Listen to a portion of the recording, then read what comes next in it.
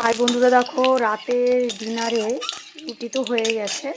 রুটির সঙ্গে আমি একটা আলুর সবজি করছি, দেখতে থাকো তোমরা। দেখো কড়াই তেল দিয়েছি আর কাঁচা লঙ্কা দিয়েছি। বেশি ঝাল খায় না আমার ছেলে, যাই হোক দুটো লঙ্কা দিয়েছি। আর এখানে দেখো পেঁয়াজ কেটে নিয়েছি। দেখো এখানে আলু ভালো করে কেটে ধুয়ে নিয়ে লবণ হলুদ মাখিয়ে রেখে দিয়েছি। একটা ডিম আছে। এই দিয়ে আমার রেসিপিটা হবে। এখন লঙ্কাটা আমার ভাজা ভাজা হয়ে গেছে। এবার কালো জিরে আমি দিয়ে দেবো এর মধ্যে, তোমরা দেখতে থাকো। দেখো কালো জিরে দিয়ে দিলাম। এবার আলুটা ছেড়ে দেবো এর মধ্যে।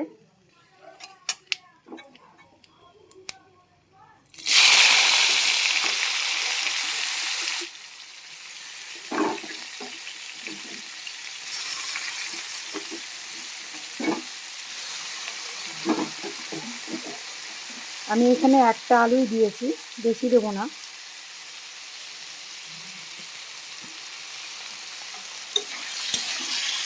এবার আলুটা আমি ভালো করে ভেজে নেব।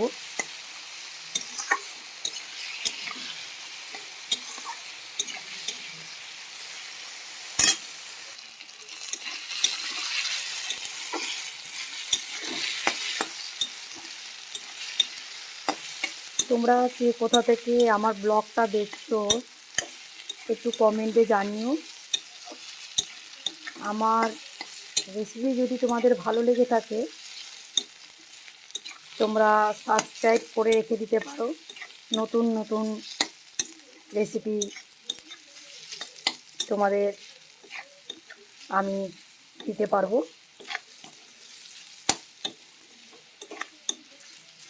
আলুটা আমি একটু ভালো করে ভেজে নেব।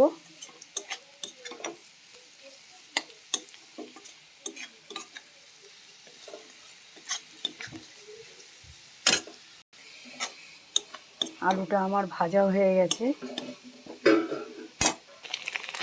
দেখো আমি ডিমটা ফাটিয়ে দিয়ে দিয়েছি।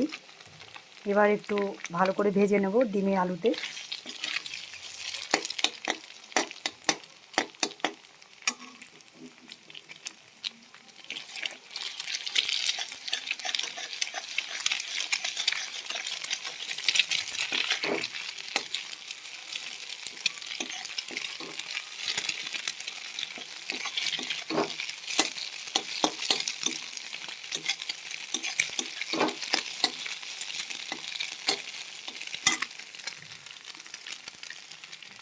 এবার আমি পেঁয়াজগুলো দিয়ে দেবো।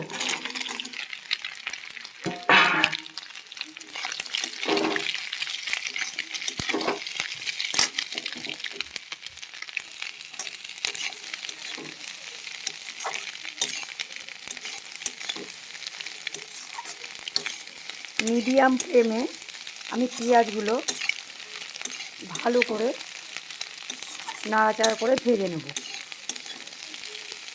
সিদ্ধও হবে অথচ পেঁয়াজটা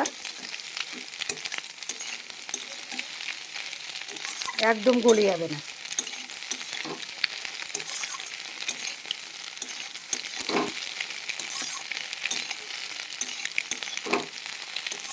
আজকে ভাবছিলাম যে রাতের ডিনারে কী করি মনে হচ্ছিল।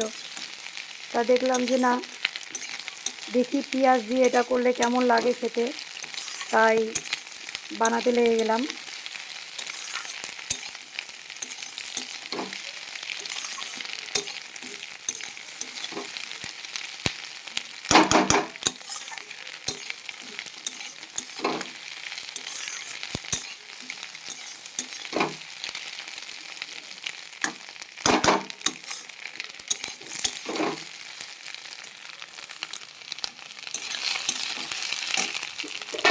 এবার একটু চাপা দিয়ে রাখবো।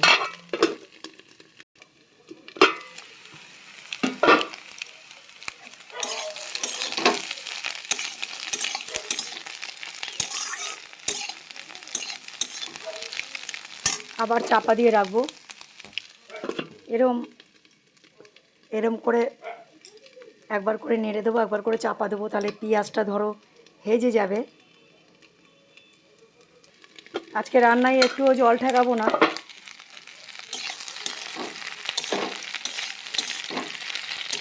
পেঁয়াজটা হেজে এসছে, আর একটু নরম হলে একটু কসুরি মেথি দিয়ে দেবো নামানোর আগে। এটা আবার চাপা দিয়ে রাখলাম। দেখো বন্ধুরা, একটু কসুরি মেথি দিয়ে দিলাম।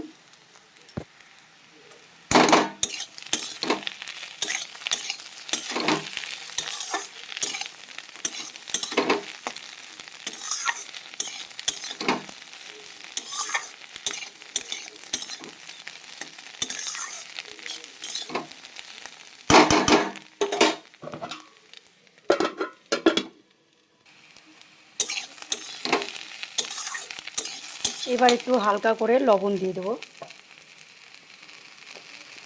যেহেতু আমার আলু ভাজাতে লবণ দেওয়া ছিল, তাই একটু করে হালকা করে দিয়ে দেবো।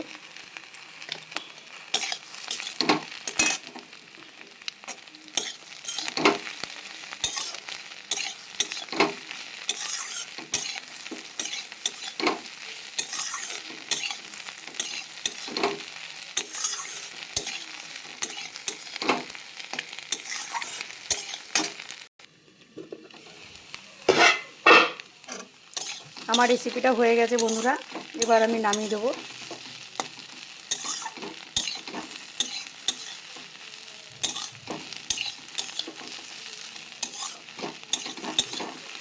হয়ে গেছে, এবার নামিয়ে দেবো। দেখো বন্ধুরা, আমার রেসিপিটা হয়ে গেছে। এখানেই ব্লগটা শেষ করলাম। Bye bye.